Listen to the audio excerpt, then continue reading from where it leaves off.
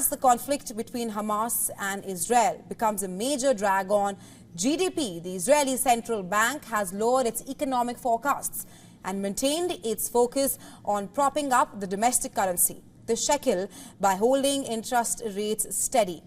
The research division of the Bank of Israel revised its GDP growth forecast for 2023 and 2024 downward on Monday, while Governor Amir Yaron subsequently stated that a larger war would damage the forecast, which is based on the assumption that the battle will be restricted in the country's south.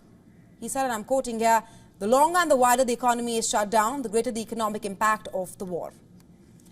Now, Yaron clearly added that a longer or a shorter time span and developments in the war to other arenas will change the estimates substantially. Along with the updated predictions, the Monetary Committee maintained its benchmark at 4.75% for a third straight meeting. The shekel fell to mark the worst losing streak since 1984. Now, since the Hamas attack on Israel on October 7th, it has killed hundreds of Israelis and Palestinians and also triggered retaliatory bombings on Gaza. And during all of this, the shekel has fallen every day.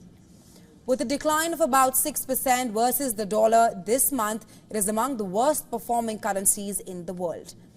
Credit default swaps, CDS, or the cost to insure against default of Israel's 10-year bonds, it rose to the highest level in 11 years.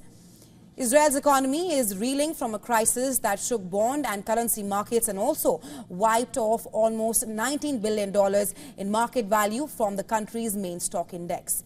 As a result, in an unprecedented move, the central bank has promised to sell as much as $30 billion to prop up the shekel. Meanwhile, the government is preparing a large wartime stimulus program, which may increase the budget deficit to 3.5% of the GDP this year.